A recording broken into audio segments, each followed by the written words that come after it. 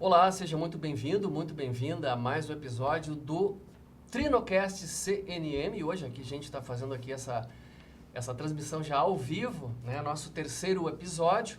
Nós vamos falar hoje sobre transição energética e um estudo aqui sobre a realidade da Ceasa neste processo. Eu tenho aqui ao meu lado o Rafael Moura, que é membro do CONARED, quase que, né? CONARED, vice-presidente da Cooperativa de Crédito Carbono Brasileira. Aqui à minha frente nós temos o Carlos Siegli, diretor-presidente da Ceasa do Rio Grande do Sul. E a nossa presença aqui sempre nobre, Dr. Alexandre Travares, especialista em gestão da informação, especialista em transição energética. E vamos começar esse nosso papo de hoje diretamente aqui com o Carlos, sobre o momento, né, Carlos, que a gente está enfrentando nessa história de transição energética, situação econômica. Como é que isso tem acontecido aí para vocês? Bom, primeiro, obrigado pela oportunidade, é um prazer estar com os amigos aqui nessa mesa qualificadíssima. E a gente lá na Ceasa está no momento aí de retomada após as enchentes de maio, né? E retomando também os projetos estratégicos que a gente desenvolveu ao longo de 2023, que foi o ano em que eu ingressei lá na presidência da empresa, em maio de 23, e a partir dali a gente fez um diagnóstico, né, de como as coisas estavam funcionando e começou a encontrar as oportunidades para alavancar e modernizar os processos dentro da central de abastecimento do Rio Grande do Sul. Para quem não conhece lá o complexo, a operação da Ceasa, né, de forma mais concreta, acho que é importante assim balizar com alguns números muito rápidos. Nós somos hoje a central de abastecimento de hortifruti granjeiros do Rio Grande do Sul. Da Ceasa saem 54% dos hortifrutis consumidos no Rio Grande do Sul toda semana, né, em todo o estado. Nós, em 2023, nós comercializamos só de hortifruti granjeiros 2,5 bilhões de reais em hortifrutis. E nós estamos falando de produtos que custam 2, 3, 4 reais o quilo, então são valores muito pequenos e grandes volumes. Foram quase 600 mil toneladas de hortifrutis granjeiros comercializados em 2023. Lá trabalham em torno de 10 mil pessoas em 395 empresas que operam lá dentro, empresas atacadistas que vendem hortifruti, compram e vendem hortifruti granjeiros do Rio Grande do Sul e de fora, né? Nós somos abastecidos por 732 municípios brasileiros, 24 estados e 11 países fornecem hortifruti granjeiros para lá. E mais 1.567 produtores do Rio Grande do Sul que vendem a sua produção diretamente lá no galpão dos produtores. Nós estamos falando desse universo, né, do estado. Bom, diante disso, algumas coisas a gente foi percebendo. A primeira coisa que nós fizemos no ponto de vista da energia, Alexandre, né, a Ceasa ingressou no mercado livre de energia. Nós tínhamos uma conta de luz lá que gerava em torno de 700 a 800 mil reais mês de energia. Muitas câmeras frigoríficas, a gente tem operação lá também de pescados, de carnes, né, grandes fornecedores que também geram muita necessidade de energia para dar sustentação a esse trabalho. E nós migramos então para o mercado livre, onde passamos a ter um custo operacional mês de energia em torno de 300 mil reais. Né? A Ceasa também, eu dizia isso aqui na preparação para nosso bate-papo, a Ceasa produz hoje entre 40 e 50 toneladas dia de resíduos sólido, né, de lixo. Em torno de 90% disso orgânico e 10%, mas 10% de 50 toneladas também é bastante coisa, né? Aí sim de secos, né? Palha, caixarias, papelão e tal. E esse resíduo hoje, ele é enviado para o aterro sanitário, a CRVR de São Leopoldo, é quem recebe o nosso resíduo e trabalha lá com o aterro sanitário de Minas do Leão, né? Remete para lá o resíduo. Ou seja, a gente está jogando fora, né, um produto que poderia gerar vários benefícios para a sociedade. Imenso, claro. E hoje ambientalmente, tratando ambientalmente do pior jeito possível, né, esse resíduo. E gerando um custo. Eu gasto 260 mil reais mês para gerir esse lixo e enviar ele para a CRVR e para ir para o aterro sanitário. Ou seja, eu gasto 300 mil reais de energia e 260 mil reais mês de gestão do resíduo. A ideia é criar uma usina, construir uma usina de biogás, né? Hoje, os estudos preliminares que se tem apontam que esse é o melhor caminho, uma usina de biogás dentro da Ceasa, né? Que possa ser alimentada pelo resíduo que a gente produz lá, essas 40 toneladas dia. E, paralelamente a isso, construir uma fazenda de placas fotovoltaicas nos telhados da Ceasa. O nosso projeto lá, a gente já fez o estudo, a gente tem capacidade lá para instalar 16.340 placas solares nos telhados dos 42 hectares do complexo da Ceasa. E junto com essas duas iniciativas, biogás mais fotovoltaica, a gente geraria mais energia do que o complexo precisa para funcionar. Né? Ou seja, nós eliminaríamos os R$300 mil de custo de energia de luz e os R$260 mil do custo de gestão do resíduo. Sensacional. Né? E teríamos um ganho ambiental, né, imensurável. A gente está desenvolvendo esse projeto, está buscando parceiros agora para tecnicamente construir, visto que, obviamente, o quadro curto da Ceasa não tem técnicos especializados para esse tipo de desenvolvimento de projeto. Para, em cima disso, ter a ideia de custo disso e buscar os recursos e financiamentos para isso. Então, o projeto lá está desenhado nesse sentido. O ano de 2025, para nós, é o ano de colocar esses projetos em pé.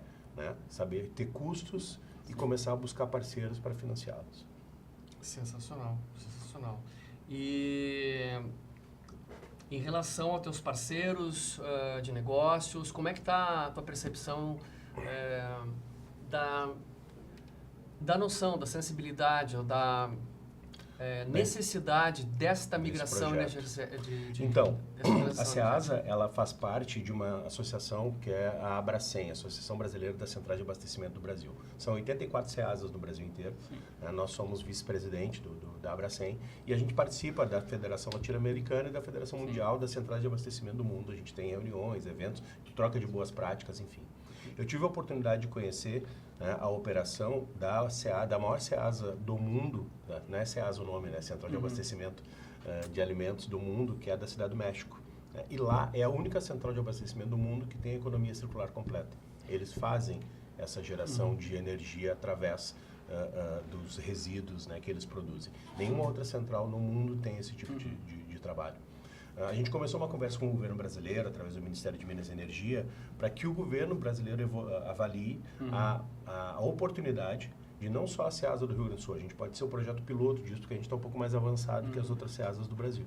Mas, através da nossa iniciativa, que as Ceasas do Brasil inteiro possam ser transformadas em Ceasas com economia 100% circular, possam transformar o lixo em energia. Né? Com isso, o impacto de redução de emissão de CO2 na atmosfera seria gigante. Sem falar do descarte, né? Do lixo também. Né? O reaproveitamento, né? Seria fantástico. E a gente daria um recado para o mundo no ano em que a gente vai receber a COP30, né? De um projeto que possa realmente ter uma escala e um impacto grande na sociedade. A gente está nessa etapa, né, de discussão, a gente tem conversado muito com o ICLEI, que eu sei que esteve aqui já no podcast, para ser um parceiro institucional, para nos ajudar a estruturar o projeto, né, e a buscar parceiros para financiamento também. Tem várias portas abertas, né, para negociação, mas a nossa primeira etapa agora é estruturar o projeto e orçamentar ele, né, para que a gente possa dar esse segundo passo logo em seguida. Fantástico, Carlos. Eu queria ouvir um pouquinho aqui as impressões do Alexandre, como especialista, né, em transição energética, do que foi dito aí desse projeto, né, da Ceasa. Ok, obrigado à CNM, a Trino, a Cast, de estar dando esse apoio para a gente poder desenvolver esse assunto. Obrigado, doutor Rafael, por estar presente, o senhor Carlos também, com esse projeto com a Ceasa. É bem importante que assim, a transição energética ela já está se dando, ela já está acontecendo dentro da Ceasa, porque o que foi falado aqui já mostra a conscientização. Não só a conscientização através de custo, porque tu buscou primeiro a partir de custo, né? Ó, estou gastando muita energia, já foi para o Mercado Livre, já economizou quase R$700 mil por mês. Já está no Mercado Livre, né? E também estão com o projeto da energia fotovoltaica. Penso que, não esquecendo de cálculos, que o Mercado Livre hoje, para competir com o Mercado Livre, está bem complicado, porque ele está vindo de outras gerações, como a eólica, que é muito mais barato do que a própria energia fotovoltaica, né? Mas eu vejo que a questão do lixo também, ele está desenvolvendo essa questão, esse projeto, que dependendo de como ele vai trazer o lixo, e dependendo da técnica que ele for fazer, da metodologia, pode gerar crédito de carbono, pode gerar outros subprodutos, que tudo depende do planejamento. Mas a pergunta principal e até um questionamento é como está essa questão do financiamento desses projetos, que a gente vê muita gente fazendo projeto, desenvolvendo horas, trabalhando com analistas, com grupos. A ICLEI, ele conversou, uma instituição séria, uma instituição reconhecida internacionalmente. O Rodrigo estava presente comigo lá em Baku, na COP29, enfim, participou do projeto aqui da reconstrução não só de Porto Alegre, mas do Rio Grande do Sul. E ele está realmente sendo apoiado pela uma instituição séria e com qualificação. A pergunta que também fica, como está essa questão do financiamento? Sempre se tranca nessa questão do financiamento. Quem paga a conta? Quem vai pagar a conta? Eu tive agora, em 2024, uma experiência, por exemplo, eu conversei com vários fundos internacionais dentro dos Estados Unidos, na Europa, enfim, em Wall Street principalmente, precisa de projetos bem qualificados. Chega lá, muitos projetos não têm a qualificação que realmente precisa. E existem formas lá fora, e eles estão investindo em duas coisas aqui no Brasil: infraestrutura e energia renovável, porque é a condição. O planeta está precisando. Hoje de manhã saiu um vídeo no YouTube do Dr. Carlos Nobre. Eu conheço ele, meu conhecido, enfim, já trouxe ele a Porto Alegre em 2008. Encontrei com ele lá na COP29 agora. Nós não temos esse tempo todo. 5 anos nós vamos estar sofrendo muito mais do que agora, porque o processo não tem como voltar mais. Eu vou diminuir o meu processo aqui, eu vou fazer uma mitigação. Se a gente não partir para o carbono zero, nós não temos mais esse tempo. A coisa vai, as pessoas não estão sabendo do que realmente está acontecendo com o clima. Existe software que mostra a temperatura aumentando, o carbono emitido. Hoje a China é o país com maior emissor de carbono. Tem um software, o Dr. Rafael deve ter isso até online ali, mostra a emissão do carbono diariamente. A China e os Estados Unidos estão se passando, enfim, e a China cada vez passa mais.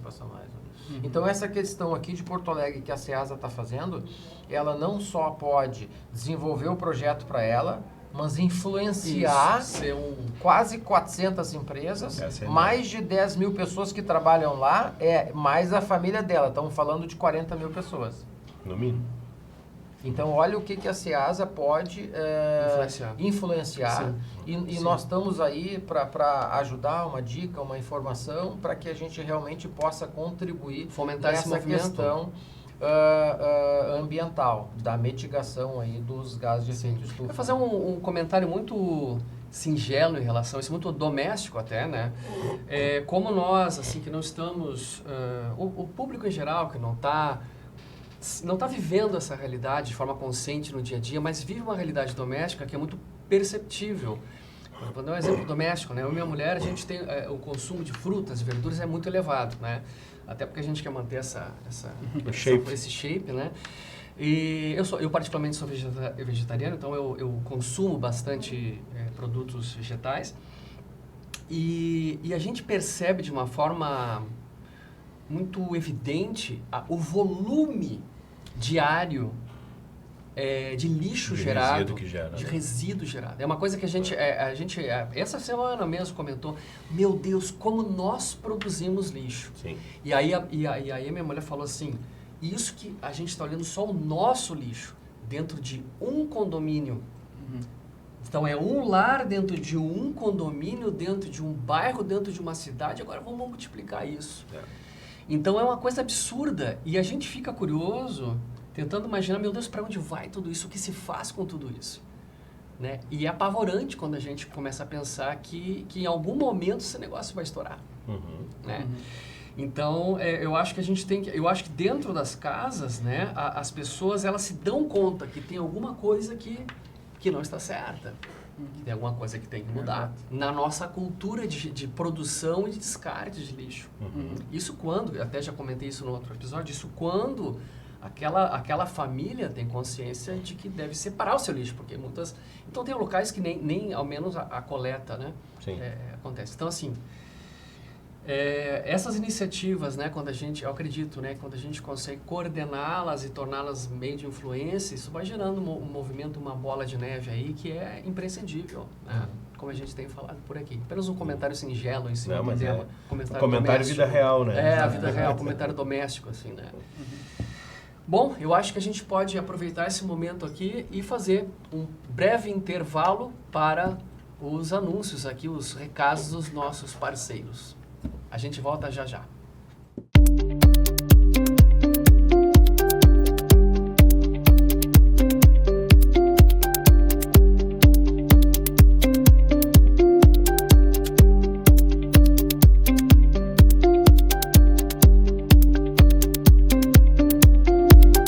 Estamos voltando então à nossa mesa aqui.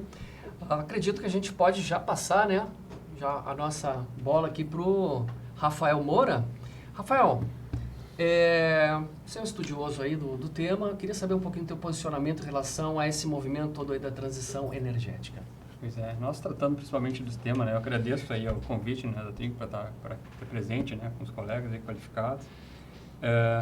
Eu participo hoje de uma discussões junto no CONARED, né, que é um comitê de técnicos que discutem, né, essa questão não só da transição energética que a gente vê aqui no país, mas toda a questão de pagamentos de serviços ambientais, né, que algumas que todos nós podemos ter, né, quando a gente preserva uma floresta, faz uma prática de agricultura sustentável, não emite e não prejudica, né, e conserva e presta conta dos códigos florestal brasileiros, cada propriedade, né? Hoje o governo está criando várias alternativas de propriedades que estão mantendo as condições de preservação, né, através do código florestal. Então hoje tem tanto crédito de carbono, tem o CPR verde, tem os pagamentos de serviços ambientais que isso tudo é uma prestação de conta, até porque hoje a gente está discutindo muito, né, porque esse sistema de energia, principalmente aqui, né, quando a gente veio esse paradigma para nós, né, na questão da sustentabilidade, questão da energia, quando isso foi criado, foi concebido em todos desde a Eco 94 até para cá, até discutido tanto nos fóruns do protocolo de Kyoto, isso tudo foi copiado de uma maneira que nós, quando a gente interpretou aqui, nós vivemos uma outra matriz energética, né? Enquanto que na Europa, a maioria das emissões de CO2 dentro da Europa e dos outros países, o Brasil é uma outra realidade. 75% das emissões dos outros países é através da energia. Que eles usam diesel, usam gás, algumas matrizes são lenha e outras, inclusive, são óleo diesel, né? Enquanto que no Brasil a gente vive um panorama que hoje 94% da nossa energia é a produção é uma energia alternativa. É uma energia que a nossa matriz é hidrelétrica. Hidrelétrica, hoje é solar, a gente tem aqui na nossa realidade aqui no Rio Grande do Sul várias usinas eólicas, então é uma outra matriz. Então, e hoje a gente está vendo que a nossa principal pegada de carbono, a nossa matriz energética, tanto para a produção da alimentação, né, é através do uso do solo. Hoje, 75% da nossa emissão de CO2 é através de práticas de uso do solo. Então, a gente tem essas discussões muito que são as questões alternativas de como adequar a nossa produção agrícola, né, e a agricultura familiar, principalmente, também, que são as principais. Hoje, 70% da produção que vai na nossa mesa é da agricultura familiar. Sim. É da agricultura familiar. Então, hoje o agricultor vai ter a alternativa dela fazer essa transição de energia e tanto a transição de alimentação, de produção de qualidade de alimentação, beneficiar, criar, né, tanto se discute muito na Conab, isso provavelmente vocês discutem lá dentro da SEASA, que são alternativas de como o agricultor familiar ele pode beneficiar a qualidade da agricultura, tanto na questão da energia, de como tratado e manuseado esse alimento, né? Não utilizando talvez grandes máquinas agrícolas, mas pequenas máquinas agrícolas, ou o próprio trato que a família tem, né, para cuidar dos seus alimentos, né? Utilizar também práticas que não constenha muito produção de energia. Por exemplo, os adubos sintéticos, hoje sintetizados, ele tem uma produção de energia muito grande para ser metabolizados. E quando a gente usa esse mecanismo por exemplo, de compostagem, que o próprio mesmo comentou, que a gente produz muito lixo orgânico que a gente produz de casa e até mesmo na produção agrícola, a gente produz muito esse material. Né? Hoje existem técnicas, né?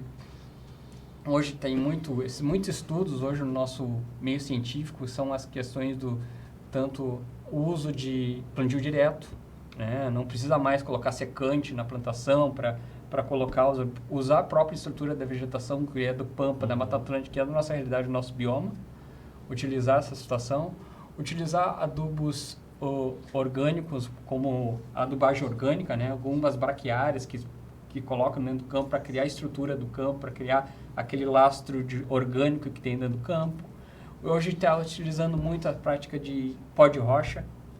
Por exemplo, tem hoje, por exemplo, agora eu conheci um lugar lá na Argentina que eles usam muito esse extrato de pó de rocha de vulcão para dar essa mineralização, né? Porque às vezes quando a gente come um produto como um tomate, às vezes a gente hoje, muito dos tomates, a gente percebe... Aguado, uma coisa assim. É uma água. A gente come, parece uma coisa de água.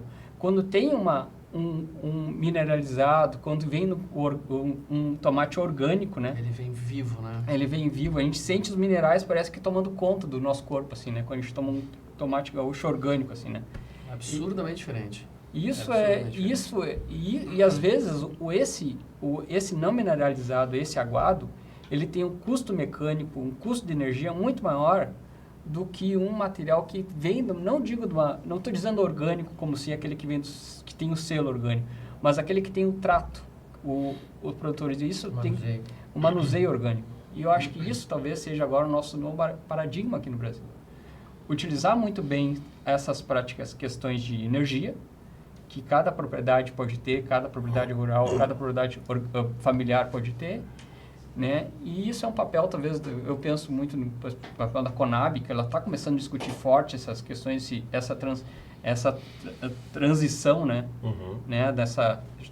Talvez essa agricultura mecanizada que a gente portou e agora tem que pensar de uma outra maneira, não utilizar tanta energia e focar principalmente na qualidade, né? Nessa questão da ciclagem de nutrientes e cuidar principalmente do nosso solo, né?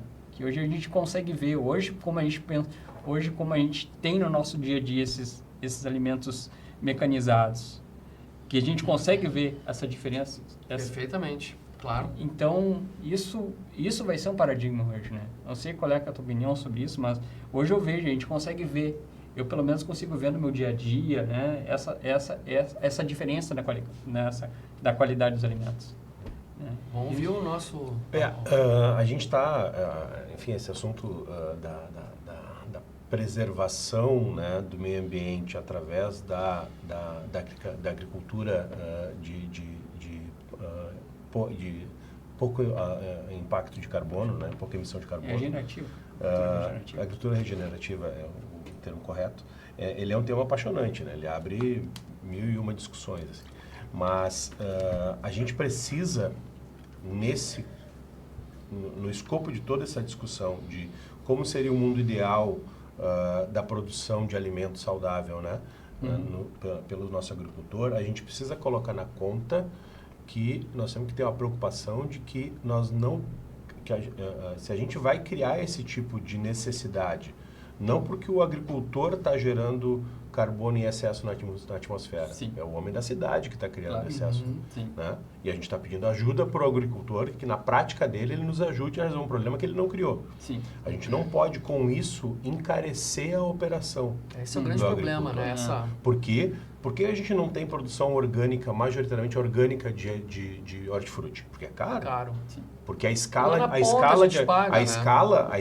de produção é menor do que o produto que tu consegue colocar defensivo agrícola, ele fica mais resistente à umidade, aos fungos, né?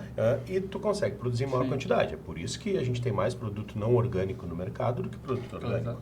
Né? Porque não há uma adesão natural do produtor, a menos que ele tenha a convicção de que ele quer fazer isso. Né? Ele quer, é uma decisão de vida produzir produto orgânico, não é uma decisão comercial. né? E hoje a gente tem que se preocupar com isso, por quê? Porque tem cada vez menos gente produzindo alimento de verdade na terra. Sim. Nós estamos perdendo para a produção de commodities, nós estamos perdendo para a sucessão familiar, os filhos não querem ficar no campo, né? Para ter uma ideia, em 2017 a Ceasa tinha 3.200 produtores cadastrados vendendo ao longo do ano no galpão dos produtores. Nós vamos fechamos 2023, não tenho o dado 24 ainda, o dado 23, nós temos 1.567. Meu Deus. Metade. É um problema imenso. Metade. E essa escala vem ano a ano. Nossa E deve baixar esse ano de novo. A enchente, infelizmente, tirou mais gente do campo. Sim. Esse não é um problema, eu tenho dito isso nos debates internos dentro do governo, o governo do Estado tem já políticas públicas apontadas para esse caminho.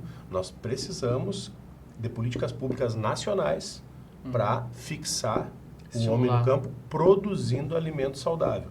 Porque hoje está muito mais fácil deixar de produzir banana no litoral e produzir grão, produzir commodity para vender em dólar.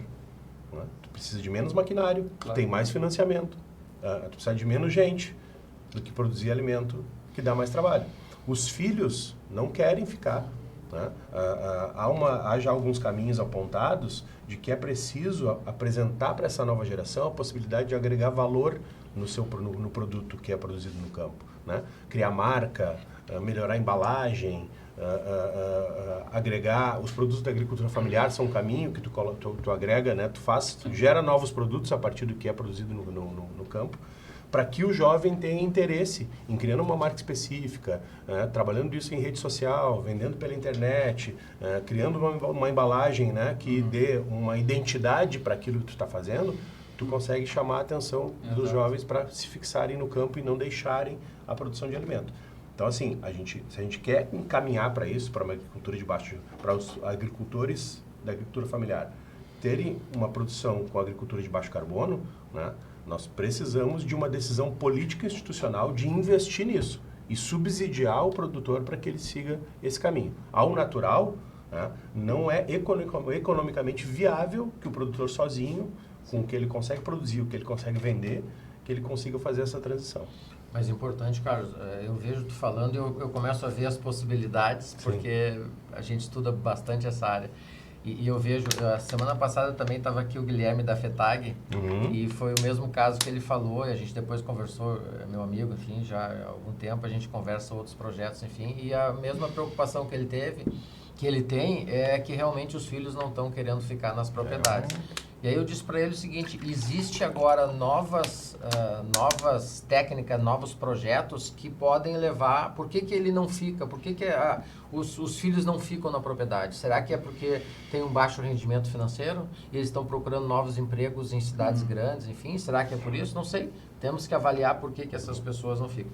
Só que agora, como o mercado de carbono no Brasil ele foi regulado, dependendo do tamanho das áreas, pode haver crédito de carbono nas áreas e ter um rendimento maior para essas famílias. Esse é um caminho. E aí vem uma outra grande coisa agora. A transição energética, ela não é só de energia elétrica. Isso eu vou falar todos os dias.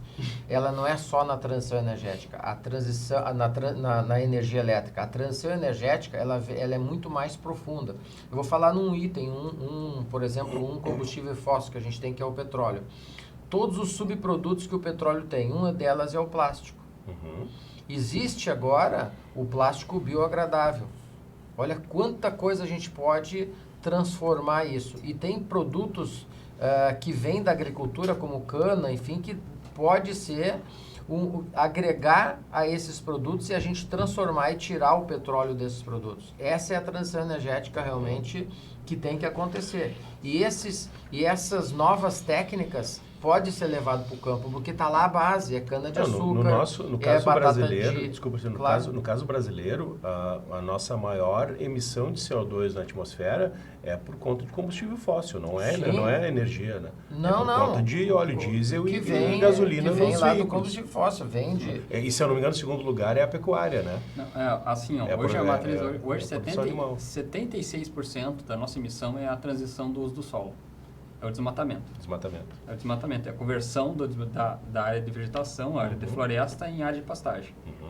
Se a gente colocar, por exemplo, falou do aplicativo lá, a gente colocar o Wind. O Wind, ele mede a emissão que está sendo feita agora. Se alguém quiser ver ali, depois eu deixo o link contigo aí, se quiser mandar para o pessoal. Sim.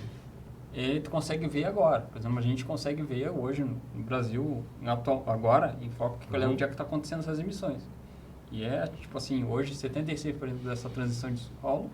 E outra é a questão da energia, né? A questão de combustível. Nas grandes cidades é o combustível fóssil, né? Exato. É isso que está acontecendo. São Paulo tem 14 mil ônibus que rodam todo dia. Olha a questão, só a companhia... Porto Alegre tem 4 mil. Só para vocês terem uma ideia, assim, só o espaço aéreo do mundo emite 3% da emissão do CO2 no mundo. Só as companhias aéreas, 3%, né? Então, mas aí eu estava voltando aqui, existe oportunidades para o campo e eu acho que vocês podem, tenho certeza que já estão fazendo, levar essas oportunidades, 10 mil pessoas, 400 empresas ali dentro, podem levar essas oportunidades e trazer esse pessoal para dentro de vocês. Em vez de ter 1.200, partir para 2.000 pessoas. E por que não partir para o orgânico, que os alimentos... depois o Rafael pode falar, você tem carbono aqui? Tem carbono aqui? Tudo que a gente vê tem. Será que dá para extrair? Claro. Nós estamos agora fazendo um projeto de carbono dos grãos. Nós vamos tirar o carbono dos grãos. O agricultor fechou a saca de soja, antes dele colocar no distribuidor, nesse meio tempo, com a nota fiscal, a gente vai calcular quanto que ele tem de carbono. Entendeu? Então, esse ganho não tinha antes. É verdade. A regulamentação do mercado de carbono é um grande salto que a gente vai conseguir dar no Brasil. Então, finalizando assim para a minha colocação, existe oportunidade sim, eu acho que a Ceasa está nesse caminho de transição energética, está começando, e a forma que ela vai financiar isso realmente uma preocupação não só deles, mas de todas as empresas que buscam financiamento, de fazer projetos sustentáveis que realmente o financiador possa dizer, eu quero investir nesse processo, né? Rafael, eu queria saber mais uma coisinha de você. Na tua opinião, o que hoje o indivíduo, as famílias poderiam fazer para contribuir com a transição energética? Hoje cabe muito ela saber tudo que ela vai consumir, pensar sempre na pegada e no lastro que aqueles produtos que elas estão consumindo, entendeu? Qual é a origem do lastro? Quanto que realmente Isso vai, querendo ou não, isso não está muito intrínseco agora nas pessoas, ou que pessoas não cabem, né? Hoje tu vai na Europa, em alguns lugares que tem que eles estão sofrendo na pele essa questão por exemplo, nos Estados Unidos está tendo queimados lá, fortes queimados. Lá também na Europa está tendo fortes calores também, na época quando era o verão, né? Junho e julho. E hoje a gente não sofre muito na pele porque a gente tem a gente vive num país tropical, cheio de recursos, mas vai chegar um momento que a gente vai começar a estudar e ver esses lastros, que cada coisa que a gente está consumindo, por exemplo, se a gente está comprar um carro, hoje tem que pensar 2 vezes a questão do quanto que tu vai custar tu ter um carro daqui para frente a diesel, a gasolina, porque cada vez mais esse combustível vai se tornar caro, né? Ver se hoje os alimentos eles têm origem, né? Se tem qual é que são a origem dos alimentos, a gente vai começar a estudar isso, né? Aos poucos, cada alimentos eles vão ter muito que tu falou, né? Eles vão ter esse storytelling, né? Hoje hoje na Europa eles estudam muito nas gôndolas da Europa lá qual é que é eles querem saber a origem e o ticket. O ticket de onde é que vem, né? Eles querem saber a origem. Por exemplo, tem umas redes aqui no Brasil mesmo que exportam para a Europa, lá no Vale do São Francisco. Sim, eu estive lá. Eles têm tem vários produtores, eles têm esse storytelling. Cada um tem uma etiqueta, né? E vai para o isso é sensacional. Desculpa, eu visitei lá o Vale de São Francisco, que o projeto de irrigação que eles fizeram através do rio lá São Francisco, que é fantástico. Transformaram uma área de caatinga, né? Numa zona, na maior zona de produtora de frutas tropicais da América Latina, né? Hoje lá, né? Em Juazeiro e Petrolina. E eu tive lá numa fazenda, interrompendo aqui, mas que é fascinante. Eu tive uma fazenda em que eu acompanhei, eles têm lá um QR Code, né, na caixinha de uvas, por exemplo. Eles produzem onde eu tive uva, manga, abacaxi e abacate. Eles mostraram uma caixinha de uva. Eles têm lá no QR Code da caixinha de uva que estava pronta para exportar, né? A gente botou lá o telefone, a câmera do telefone, né? Tem a rastreabilidade desde o momento que aquela uva foi plantada, quem plantou, quem foi o funcionário, Nossa. que plantou, quais foram os insumos, quem manuseou ela, quem é que colheu, qual foi o funcionário que colheu. A história da família. A tecnologia... Até a entrega na gôndola. É isso que eu estava complementando. Isso está sendo comercializado na Europa. Nos grandes gôndolas da Europa está sendo... Isso vai ser uma realidade para nós daqui para frente. Entendeu? As pessoas vão começar a se interessar, né? O que está consumindo, qual é que é a sua pegada de cada carbono, qual é que é os insumos que ela está utilizando, porque vai fazer parte não só para a qualidade do meio ambiente, mas para a qualidade da vida dela. Porque essas realidades das mudanças climáticas, elas cada vez mais vai se aproximando da gente de forma sorrateira. Às vezes a gente não sabe, mas isso daí, aí as pessoas vão começando a internalizar essas situações, né? E vão começar a procurar consumir itens que fazem parte que estão... compromisso com essas pautas. Né? Você, de novo, né? Eu sou o menos especialista, que aliás eu não tenho nenhuma especialidade sobre o tema, então eu sempre tenho aqui a minha fala sempre do ponto de vista sempre muito singelo, né? Então, a minha pergunta é a seguinte: primeiro, essa tomada de consciência, o ritmo que ela acontece e o ritmo que o problema se desenrola, não existe uma defasagem irreversível? Porque é o seguinte, a gente está falando aqui, se a gente estiver falando do Brasil... Uma coisa é a gente falar da Europa, da cultura europeia, do nível de consciência, do nível de educação e tudo mais. A gente está falando aqui de um povo que mal come, né? Quanto mais, não pode nem... Mal come, quanto mais vai selecionar o que come. Obviamente vai pelo barato, assim. A minha pergunta aqui para a mesa não existe um grande risco nessa defasagem aí entre o natural não dá tempo. Então, tem que ser estimulado. Então, quem? A minha próxima pergunta é quem? Mas tem uma colocação quem ainda para dar uma amplitude. Nós aqui, em Porto Alegre, o habitante que mora lá no Japão, nos Estados Unidos, na Groenlândia, todos estão interligados na diminuição da temperatura do mundo, porque se não diminuir no planeta Terra, não vai adiantar o pessoal do Japão ter um consumo net zero, não adianta só eles, tem que ser o planeta. E eu acho que também a regulação do mercado, não só de carbono, né? junto com o carbono vem outras coisas, vem a questão da legislação ambiental, vem o cumprimento dentro do CAR, vem todo um sistema de documentação que os proprietários rurais vão ter que se adiantar. Por quê? Porque as pessoas vão consumir isso e outras coisas, vai ter outros benefícios. E não é só o carbono, né? Por exemplo, a não emissão do nitrogênio, ela equivale a 280 uma tonelada de carbono. Ou seja, se o cara deixar de emitir uma tonelada de nitrogênio, só para quem não conhece, nitrogênio são compostos sintéticos nitrogenados.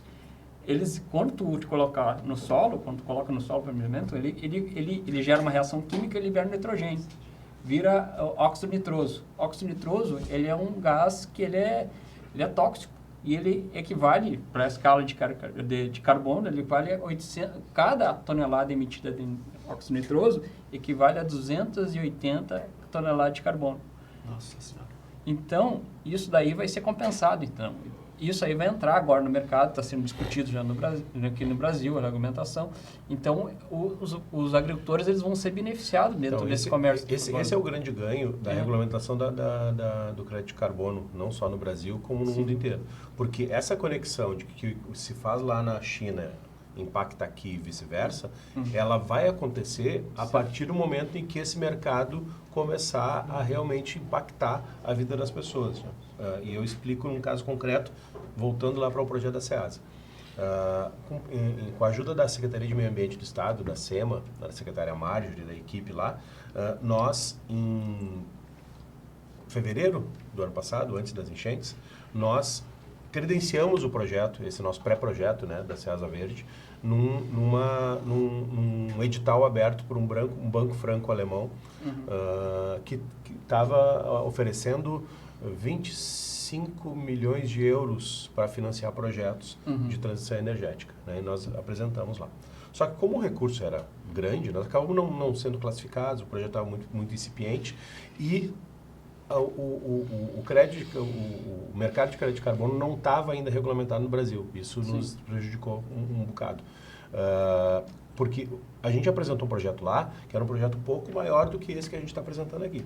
Lá no projeto, a gente ia gerar biogás através da usina. Né? A usina não ia só atender os resíduos da Ceasa, ela estaria aberta para atender os resíduos também da região metropolitana de Porto Alegre. A Ceasa está encravada no meio da região metropolitana, né, da cidade. E o biogás que a gente geraria ali, ele serviria para abastecer os caminhões dos transportadores, operadores e clientes da Ceasa, né, que seriam financiados pelo projeto para fazer a transição da sua frota. Ou seja, o projeto faria uma usina de biogás, geraria o biogás com o resíduo do lixo, financiaria as 395 empresas para trocar sua frota por carro, por caminhões, né, movidos a biogás, e a gente geraria o biogás para eles sem custo. Sim. Né?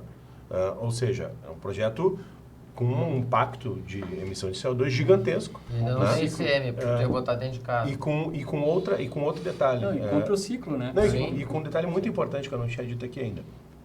Tanto o custo da energia quanto o custo da gestão do resíduo hoje na Ceasa, esses 600 mil reais mês que a gente gasta, quem paga tá no nosso condomínio lá. Está no nosso condomínio. Quem paga são os atacadistas e produtores. Ou seja, isso impacta no preço do produto. Não, com certeza. O produto chega mais caro por conta desse custo. Se a gente tira esse custo da operação, a gente puxa o preço para baixo. E aí, até quem não come uma folha de alface seria beneficiado. Claro. Porque a Ceasa, os hortifrutigranjeiros são 40% da cesta básica do Rio Grande do Sul. Exato. Né? Saiu sexta-feira uma matéria na RBS Notícias. O IPCA do Rio Grande do Sul foi mais de 1% menor do que o do Brasil. Né? E sabe o que puxou para baixo o preço? Os hortifrutigranjeiros, que baixaram muito nesse segundo semestre. Tem vários fatores ali. O nosso retorno também ajudou. É bem importante que a população cada vez mais vai começar a escolher os produtos, as empresas a consumir, os produtos que vão comprar pela rastreabilidade. Esse produto é certificado, eu vou comprar. Eu tenho certeza, se isso aqui for implementado, a minha mulher vai ser a primeira a sair olhando tudo. Sim. Ela adora esse tipo de coisa. Bom, senhores, a gente está se encaminhando aqui para o final, tá, da nossa conversa. Eu quero girar por aqui, tá? Palavras finais, né? Considerações finais, recados, se quiser me mandar um beijinho para a família, tá? Fique à vontade. Não, eu fico imensamente agradecido aí pelo convite, né? Fico à disposição dos senhores aí para qualquer outro convite, qualquer outro esclarecimento também. E agradecer também pela presença aí do Alexandre, do Carlos, do pessoal não conheci ele, tive o prazer de conhecer ele agora. Hoje.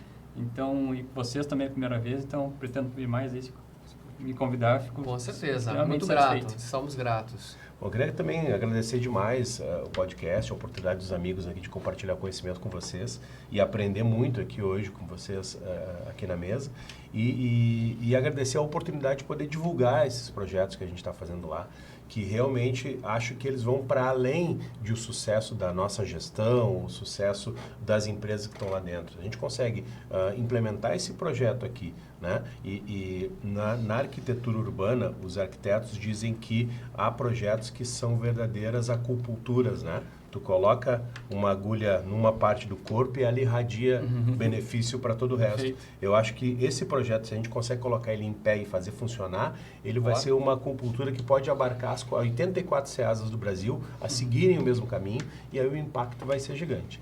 E queria convidar todos os companheiros e amigos do podcast a ir na Ceasa, nos visitar, comprar produtos lá. É importante dizer, não só pessoas jurídicas, como pessoas físicas também podem ir lá fazer a sua feira. São os produtos mais baratos que tu vai encontrar de hortifrutigranjeiros e a gente está à disposição para receber vocês lá de segunda a sexta, todos os dias. Agradecer a presença de novo. Acho que fico feliz assim que eu vejo uma entidade aqui como a Ceasa desenvolvendo esses projetos na área de transição e principalmente quanto eles podem influenciar, não só no estado, ele falou agora no Brasil também, e eu fico assim, 10 mil pessoas lá, trabalhando, é muita gente. Olha o que essas 10 mil podem ajudar na transição. E aí vem a gestão da informação. Se essas pessoas estiverem bem informadas, quantas pessoas elas podem impactar e a SEASA pode ser o início disso dentro de todas as empresas que trabalham lá. E do que depender da gente, assim, de informações, de técnicas, de metodologias para desenvolver. Existem algumas metodologias que daqui a pouco o dinheiro está ali dentro mesmo. Saiba como fazer. Sim. A gente tem algumas coisas que depois podemos até trocar informações. Mas agradeço e muito obrigado pela participação.